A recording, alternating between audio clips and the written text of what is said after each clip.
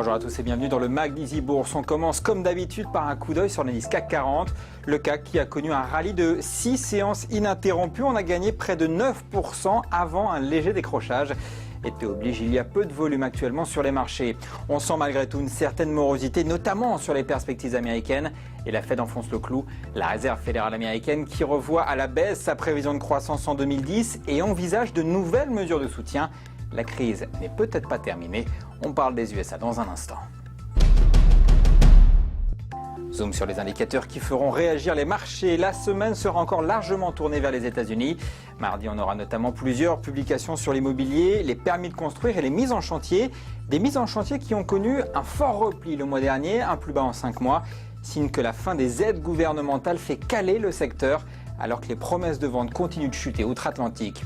L'autre chiffre américain de la semaine sera jeudi. Les inscriptions aux allocations chômage, on observera ces chiffres en gardant en tête qu'une proportion de plus en plus importante de chômeurs américains se découragent et n'apparaissent plus dans les statistiques. Enfin, retour en Europe vendredi pour l'indice IFO, le moral des patrons allemands. Quelle tendance pour quelle reprise?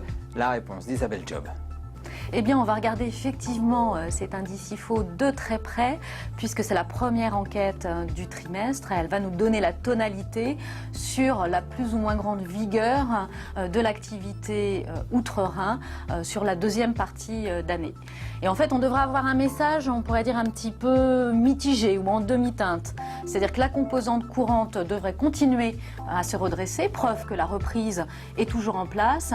Et puis à l'inverse, on devrait avoir une composante anticipation un peu plus hésitante qui pourrait légèrement se replier en lien avec les inquiétudes que l'on a en deuxième partie d'année sur la croissance mondiale.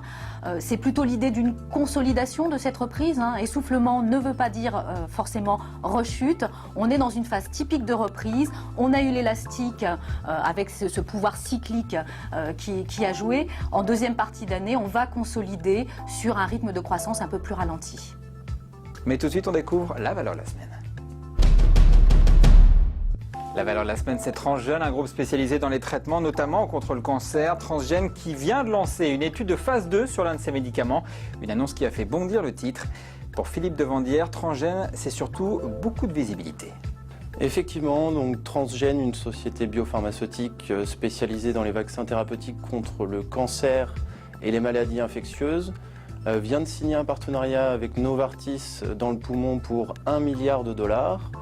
Une bonne nouvelle également puisque Merck vient d'abandonner le développement du produit concurrent. Une bonne nouvelle également du niveau de la visibilité avec Transgène qui vient de lever 150 millions, ce qui va permettre donc de développer la société en une pharmaceutique intégrée, c'est-à-dire indépendante commercialement, et puis également d'offrir une bonne visibilité aux investisseurs. Donc la récente baisse du titre ainsi qu'un rendement important de plus de 14% nous incite à revenir sur le titre à l'achat avec un objectif de cours à moyen terme de 22 €. Le Mag, c'est fini pour cette semaine. Rendez-vous la semaine prochaine pour le bilan de cette saison boursière. À très vite.